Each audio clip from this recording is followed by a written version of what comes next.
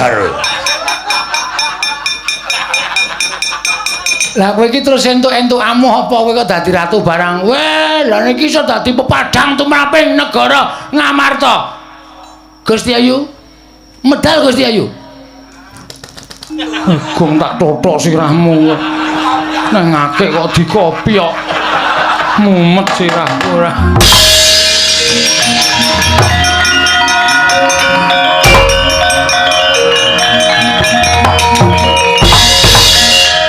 Edan. Lah iki Prameswari Ngamarta mlebu ning ngake dikopi kok wae. Nek mboten dikopi ora metu. Metu ta? Iya. Kandhane kok. Ameng kula ngeten kowe. Langsung metu ora. Ben sakarmu arep. Andeng-andeng kok nang ngisor mata wis ora apal wantut babab. Ben arep apa-apa wis ben. Wis kana mangkat ulun kondur makayangan ngatosaken pukulun sembah kula ingkang nderekaken jengkar paduka pukulun Bathara Rata. Ya, muga-muga kasembatan panjangka kita ya. Cabang olahraga sekak. Sekak kok nganggo training. Ndupang jaranku ya wae. Lho. Sapa wae? Prabu Kala Sereng. Iki menungsane. Lho, kowe sapa? Takon karo aku. Putrane Pukulun Bathara Rata. Ben ra ana wonge kok. Aku Sang Hyang Bagong. Sang Hyang Bagong, apa kowe dewa? Dewa gedhe tur dawa. Aja ngawu gawar ngawur. Sapa kowe? Kala Sereng. Ngapa kowe trutusan tekan kene? Golek sendang bakal tak nggo siram jamas nggonku kelakon daup karo Dewara Drupadi. Iki malinge keparat.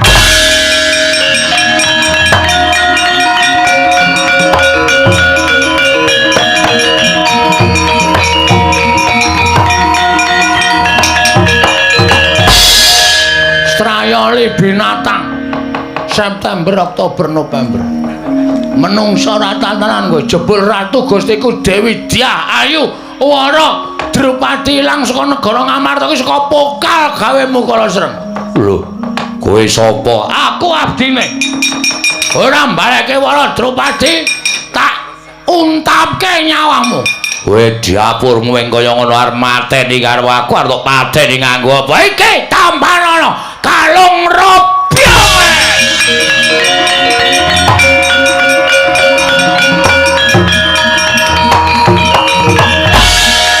Pancen omongane Pukulun Bathara Rata iki pancen nyata. Pusaka tak tucoke Prabu Kala Sereng modar. Sandangane mau welinge kon nganggo. Oke. Iki arep gaya. Aku begitu metu nganggo sandangan ratu. Pate piye pawartaane. Apa wae arep ketobrakan. Tanggo sik. Wow, kok pas iso pas. Dian tenan. Prabu sapa ya? Kala Sereng. Medal Jawi. Kumricek suarane.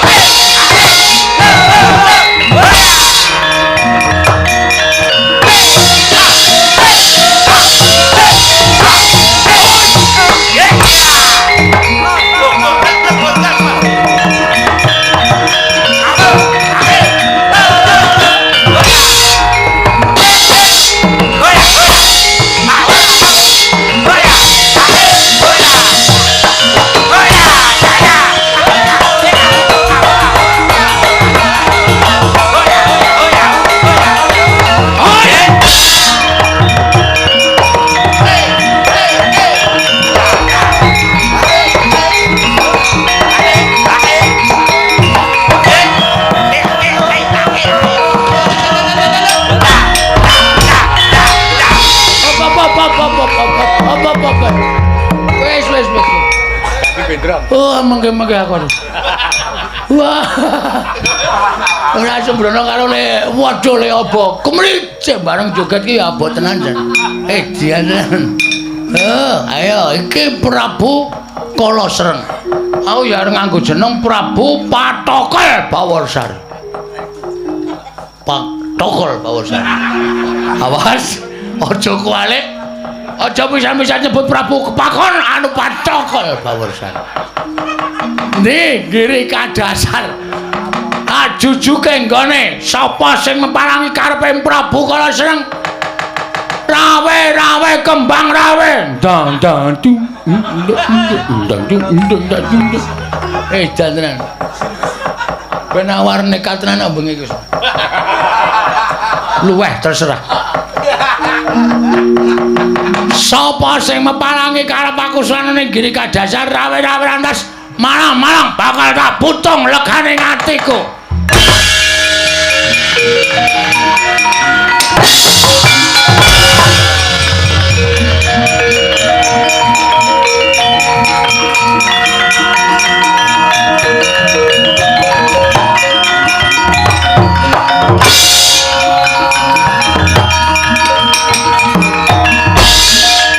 Lho sapa iki nganggo sandangan ratu wonge cendhek kepalang. Lek nomoripanmu gatena gobokmu, aku sing bisa mateni Prabu Kalasreng. Mula sandangane Prabu Kalasreng tak agem. Aku Prabu Kalasreng sing bakal lenggah dampar ke Prabu ning negara Giri Kadasar. Kowe sapa? Patih Sengkuni dudu. Patih Rumeksa Praja. Negarane Prabu Kalasreng tak wenehke apa ora? Ora bakal tak wenehke tendiang nganggo sepatu. Letuku nang Lazada. Hai.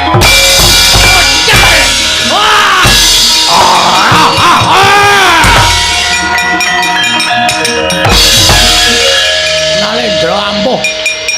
Kome mungsuh patih kaya ngono. Kapok ora wae? Inggih, kapok sinuwun. Kula nyuwun gesang tak nehi urip ning negara Giri Kadasar aku sing agem. Kula semanggaken mlebu kedaton.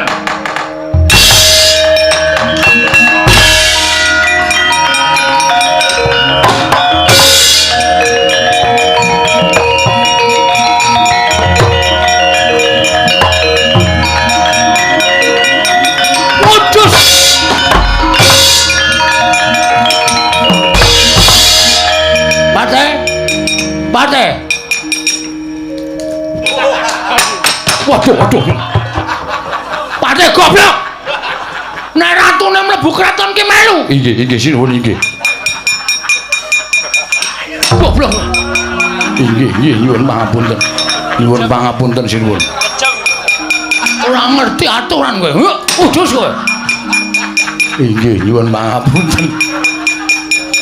Prabu Patokol Bawarsari si tangan besi ya padahal. Iya parengipun kados pundi. Iki sapa iki? Kono Elsi nang kene. Yen menika ngawur. Menika Dewi Wara Drupadi. Udus. Wara Drupadi kasinggihan mekaten. Iki putri saka ngendi teh? Saking negari Ngamarta. Kok tekan kene dipun cidra Prabu Kalasreng. Nek ngono iki berarti bekase Prabu Kalasreng. Dereng purun dipun garwa Prabu Kalasreng. Waduh, isih urung tau dijamah dereng. Wara Drupadi wonten dawuh Prabu Kalasreng mati. Negara Giri Kadasar ingsun ingkang lenggahi. Panjenengan sinten? Prabu Patokol Bawarsari. Patokol aja kuwale ya. Patokol. Inggih. Nek Prabu Kalasreng wis ora ana terus aku sing dadi ratu kira-kira kowe nek tak merit piye? Menapa sinuwun? Kowe patih goblok iki tendiang. Merit kok ora ngerti. Merit ki ijab kabul. Mekaten kula dereng paham. Mula sinau. Inggih. Kowe Pak Merit gelem ora? Merit menika menapa? Tapet bojo. Sinuwun menapa panjenengan saestu? Heeh. Lahir batos, lahir baten. Tobat kula purun sinuwun. Waduh!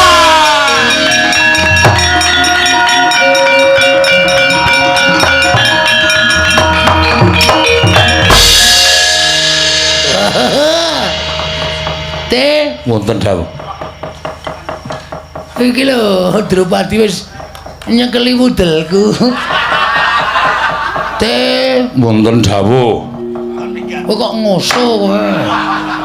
Dundang kok ngoso ora? Inggih wonten dawuh. Ate inggih.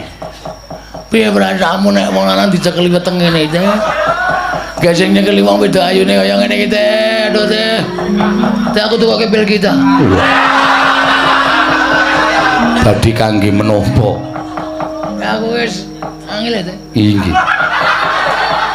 Nek ora dibantu nganggo obat-obatan sampun kados mekaten. Ora Drupadi kowe tresno tenan. Saestu lahir batos. Nanging kula nyuwun apa kula gelem dipun dawuh panjenengan ning njaluk diwayuh. Edan. Are sikune wong bagus ngene iki ya, Teh. Inggih. Bagus apa? Jabule kaya cowek ngono. Aku madake ra krungu. Cowek nggo ngulek ndasmu ki kok. Nyuwun pangapunten. Pangapunten. Nok sebarake. Marai nyuwun pangapunten menika pikantuk keris menika saking pundi? Pikantuk keris menika saking pundi? Iki ngene prajurit tak potol iki. Banyu keras. Tak banyu keras. Terus tak nggo ukiran keris. Inggih. Kiai Jalak Pamengkang Kurungan. Oh inggih.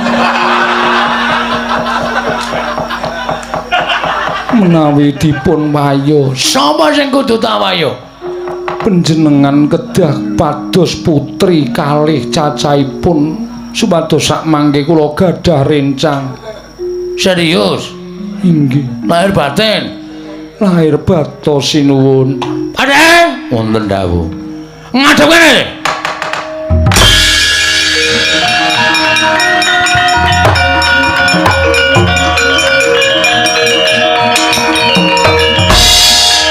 Drupadi wonten dawuh aja cedhak-cedhak pate abape mambu. Inggih. Ngestoaken dawuh. Di samping Mas. Mas kula ngenipun nyebut Mas sinten? Mas Patok. Mas Patok nggo matok cengele. Piye PT kula ngaturaken panjenengan pantes sanget ngami Mas Patok. Ngapusi. Padahal aku ora krungu ya. Tak apura, Teh, tak apura. Ora masalah. Teh, wonten dawuh. Kowe tak kongkon negara Ngamarta. Inggih. Nang Ngamarta kowe nyuwuna putri loro sing banget kudu dadi marune Wara Drupadi. Sinten sinuwun? Dewi Werkudara lan Dewi Janaka. Sinuwun. Dewi Werkudara menika sanes putri nanging menika satriya. Raden Janaka menika sanes Dewi Janaka. Menika satriya sanes putri. Pate. Kowe arep nyenturani rembuking Prabu Pathokal Bawarsari. Heeh. Hah? Njaluk tak hukum pices kowe. Waduh, sampun. Nek ora gelem mangkat sendika.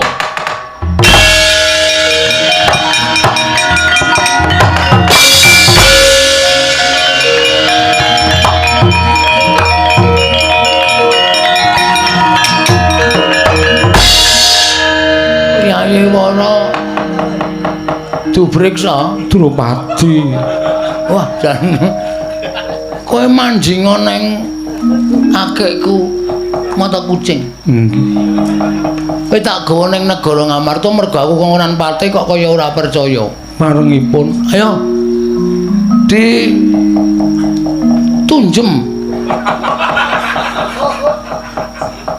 patiku kowe. ditungka. Ya ratu rong suwe iki ora ngerti basa. Ditungka. Inggih, mancing pundi? Kono. Ngonake inggih. Jarikmu keri.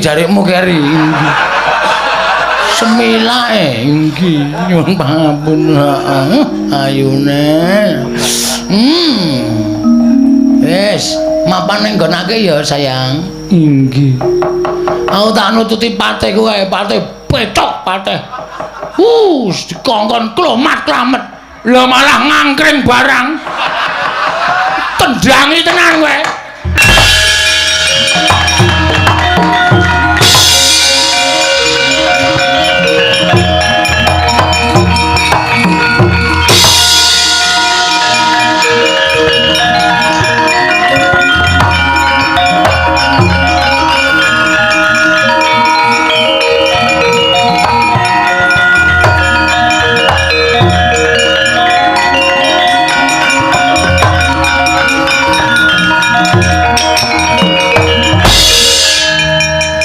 Semar kok mlayu-mlayu karo Garing karo Petruk nggih. Eneng apa? Kula mboten ajeng wadul. Ning lakon iki kasunyatan. Kasunyatan piye? Karang kadempel kerawan Ndara Janaka, Ndara Werkudara. Mboten kanyono-nyono merga dawuhing Begawan Durna ngupaya Dewi Wara Drupadi anggenipun murca. Lah kok rawuh teng Karang Kadempel ngemban dawuhing Begawan Durna. Jarene Wara Drupadi saged timbul teng negara Ngamarta ning kudu ditumbali nyawane Bagong. Lho. Lah terus anak kula Bagong dioyak-oyak Ndara kula kekalih. Kula njaluk pengadilan Ndara. Ora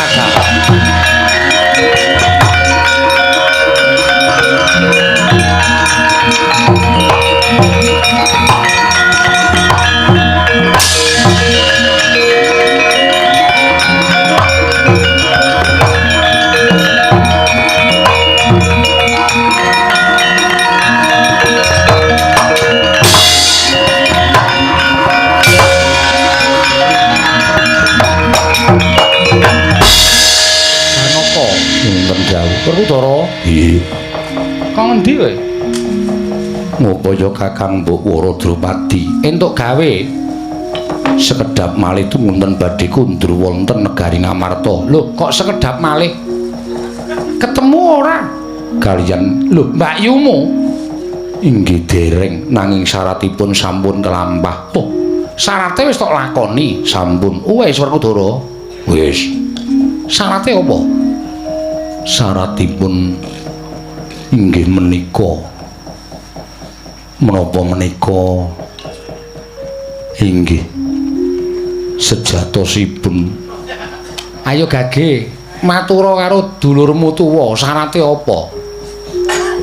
Inggih menika kuwanda. Kuwanda inggih kuwandane sapa? Kuwandanipun menapa menika kuwandanipun ge omong ora menapa menika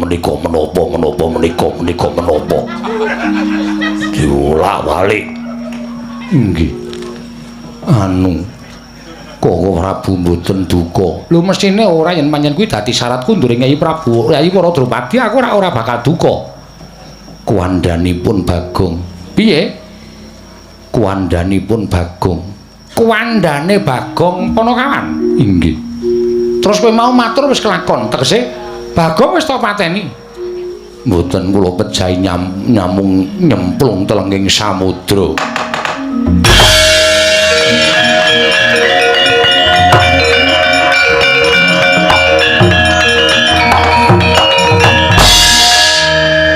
nyemplung telenging samudra Bagong nek ora mbok oyak-oyak mesti ora kelakon nyemplung. Iya toh? Nggih. Coba to Janaka aku tak takon karo kowe iki jane duwe nalar ora to? Kowe kuwi padha duwe rasa kamanungsan ora Werkudara? Nggih. Tak takon karo kowe sing ngakon mateni Bagong sapa? Durna bapakku. Wis ping pira kowe percaya karo Durna? Ning nyatane ngawu gawar ngawur ora ana nyatane. Durna pendhita sing nyata. Nyatane nggono apa aku tak takon. Menehi aku kawruh panunggal. Sing menehi kowe kawruh panunggal kuwi Sang Ruci Bathara ya Sang Dewa Ruci. Wong satemene nggomu banget percaya karo Begawan Durna pekasan kowe dijlomplongake cemplungke segara wae panut. Nanging merga gedene kapercayanmu kowe ora tekaning mati iso ketemu karo Sang Ruci Bathara. Kuwi dudu Durna sing menehi, nanging kuwi pancen pambudidayamu dhewe. Lah kok dadi kowe saiki tuntula karo Bagong merga perkara Durna? Nek nganti Bagong iki tekaning mati ana tantrimaning dewa sing sago nyangga sapa? Sing sago nyangga sapa? Wah, lah adik-adikku kok kaya ngono ta pikiranmu kok, Dok? Kutung nalarmu ora ngerti kan pala. Wun.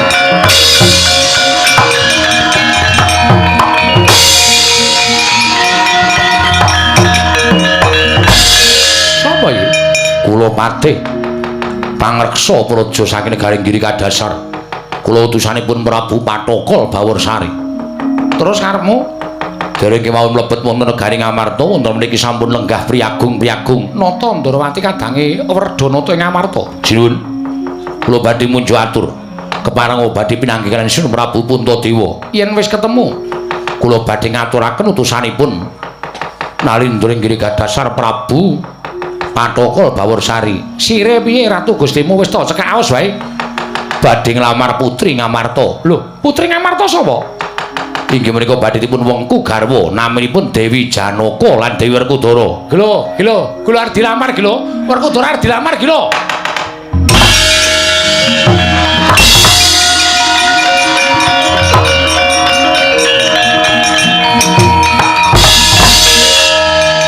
Wong ki nek kondang, wong ki nek kuncara. Wah, lah jebul sing seneng karo kowe iku ora ming wong wadon. Wong lanang barang seneng. Ya ta, Petro? Nggih. Ayo ayu ndasmu.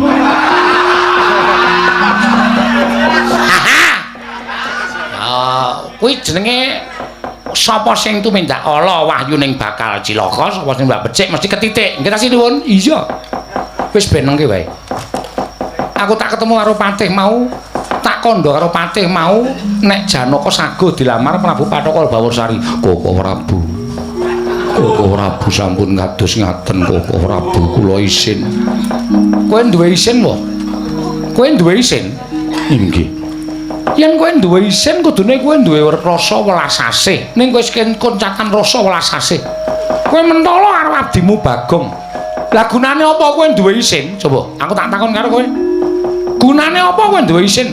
Wong kowe tresna asih rasa kamanungsan, kowe dibelani Bagong seprono-sprene wae ora ngrasake dibelani kok. Kowe isin duwe rasa tresna asih ki asihmu nggon ngendi aku tak takon karo kowe.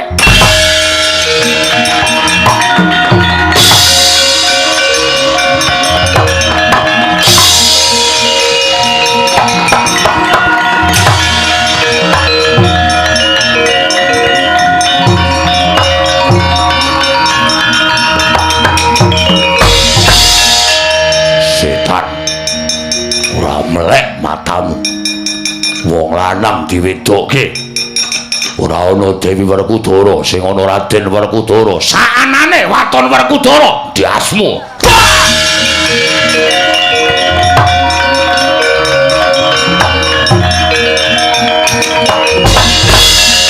Mudar.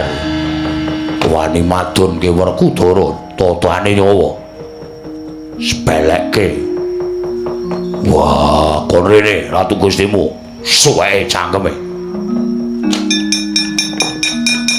Nalikane Raenda. Oh, jog jeng. Suram-suram tiwangkana ki nggih. Yen mangos wong kang layon. Dene langkang manise. Wadanane ra layo kumelku jam ora raut. Oh, lah Patih. Muga-muga entuk papan sing jembar, swarga sing sempit. Raden Werkudara kowe membunuh Patih. Iki Prabu Patokol Baworsari Sirnana legane ati.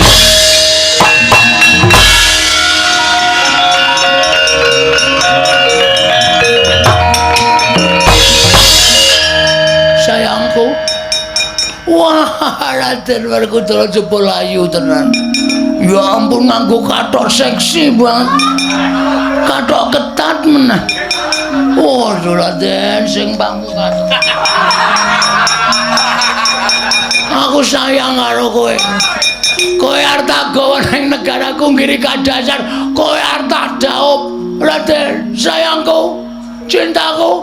Muah, muah, muah. Wah, iki Pathokol Bawursari dasar kepara nyata.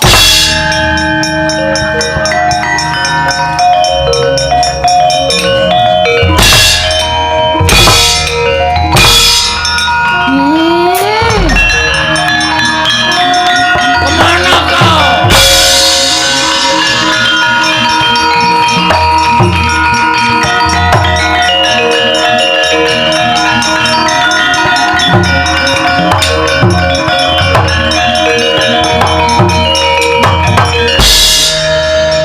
Iki sapa iki?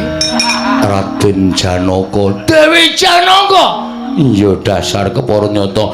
Ayune tumpah undung. Dasar asu. Ana lencer kuning.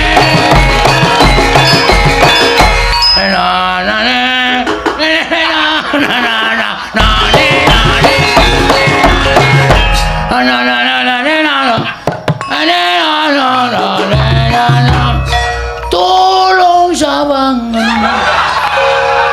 sawangan aku sing nandang rindu. Tolong mulia saurna utangku. Kang atiknya. Ayo tak pek bojo sayang. Ayo. Aku lanang. Ora masalah. Aku asih dhisik. Aku lanang gelem wedok gelem. Aku kuwi lanang. Cahedan Pathokol Bawursari tak pecah siramu. Nyo bejan.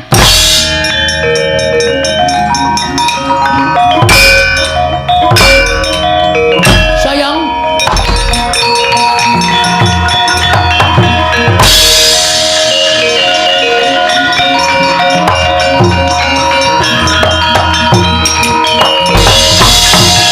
Wis sapa iki?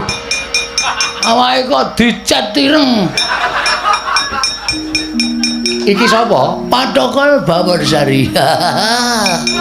Prabu Kresna, Prabu Kresna.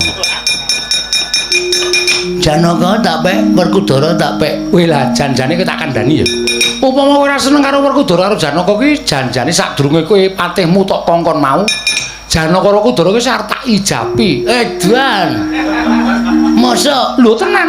Mergo aku ya tresna karo Werkudara karo Janaka. Wah, padha-padha raja penglamar pancen ngono ayo padha dilamar bareng ayo.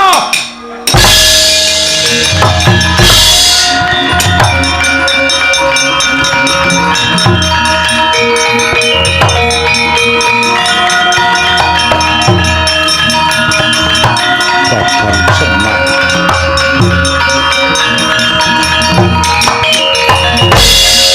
Dipol, aku tuluh ngono. Kakang Semar aku tuluh ngono. Kok ora Bundarawati malah melu-melu perkara iki. Pripun nek kaya ngeten iki? Nek kula nulungi napa labuhan kula ajeng manglalekke. Nggih. Sampeyan kewirangan lho diwadonke wong niku nek cara kula kaya didak sirahe. Sampeyan iku satriya jagan nganti keberbeken ngumandhangi Ndara Janaka, Ndara Werkudara kok ming ajeng diramar Ratu Petruk nika. Pun pripun? Aku luput. Kakang Semar aku kleru. Yen Bagong isih urip arep tak goleki nganti sak ketemune. Yen Bagong urip arep tak goleki nganti sak ketemune. Semar, aku tulung ngono. Aku tulung ngono. Prabu Pathokol Bawursari. Piye, Prabu Kresna? Kira-kira kowe milih sapa, Janaka apa Werkudara? Aku terserah lah. Aku manut. Aku njaluk sing libidone dhuwur sapa.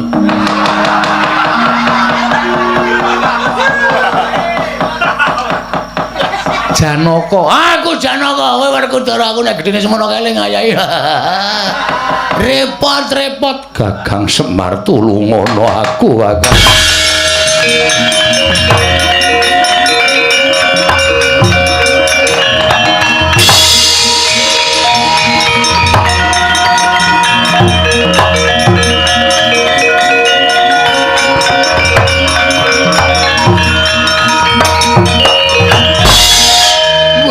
Bareng ilang Janaka karo Werkudara kok malah wujud Betor ngetor bathukmu iki apa? Sinuwun ati kok malah melu-melu ya wis ben. Aku mangkel kok karo Janaka Werkudara iki pendak-pendak tanpa petungan. Sak penake dhewe kok mentala karo Bagong, aku rak ya ora trima to nek nganti mentala karo Bagong. Wong Bagong iki ponokawanku. Nek nganti Bagong dikapak-kapakke iki cilik diloloro gedhe tekaning pati, aku sing ora trima.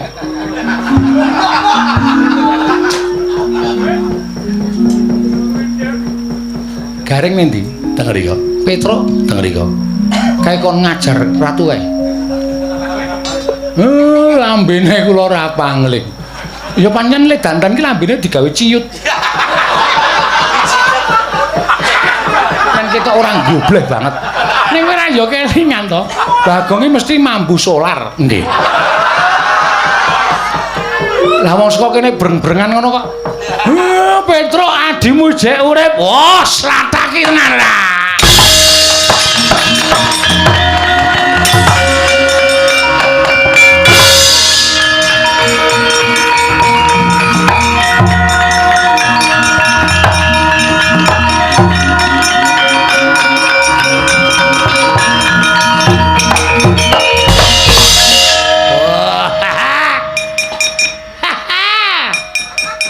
Iki entuk sandangan saka ngendi to, Wer?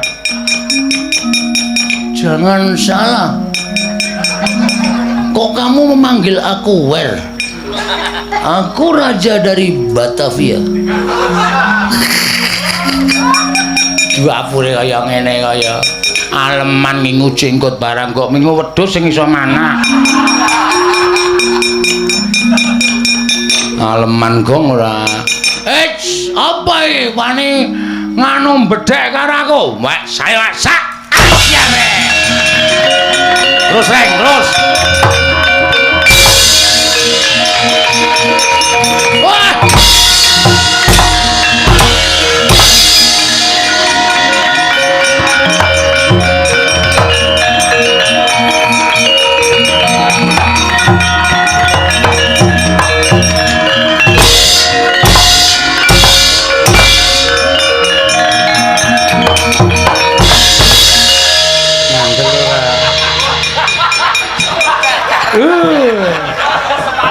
Aku wae iya. Bagong anu gareng nendi? Aduh. Sik ngimpi dadi manten aku sing mati gareng. Ah gareng mau ning ngisormu ya. Heeh, tak walik. Oh tak jeblos-jebloske aspal sak kayange. Reng tangi reng, ada dadi ratu kok. Ndadak mati barang reng. Ya wis ora masalah. Bojone gareng rada lumayan lho, Truk. Ha iya. Damine ngomah ya. Ya. Ah, plinteng tenan ya. Rumasane anggere muni ana dulure mati kok bahagiane ora jamak-jamak. Ning arep do aneh-aneh ora.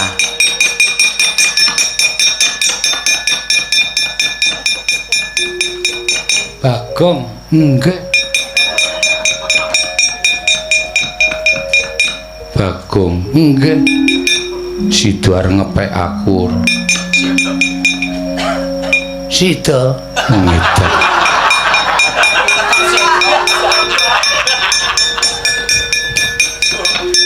Wah, duwer. Lenggor. Wah.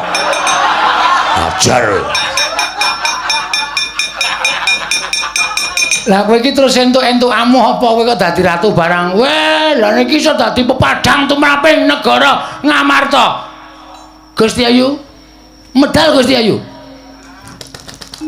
Gong tak totok sirahmu. Nang ngake kok dikopi kok. Mumet sirahku ora.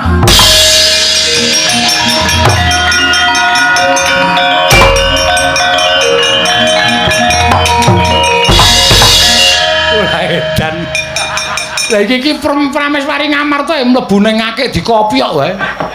Nek mboten dikopiok ora metu. Metu ta? Iya. Kandhane kok. Ameng kula ngeten kowe.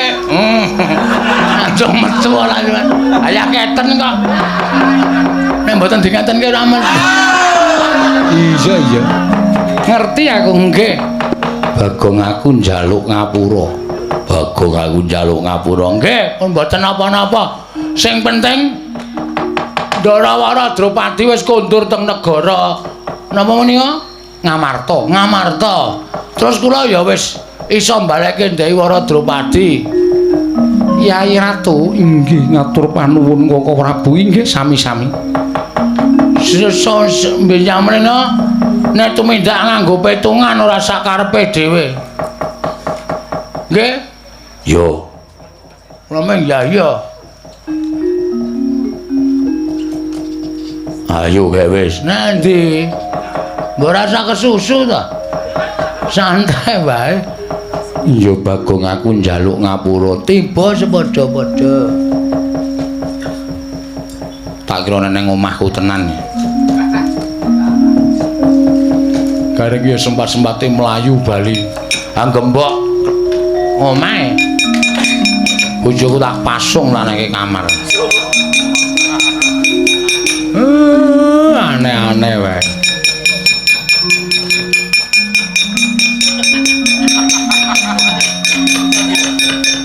Wis gunungan.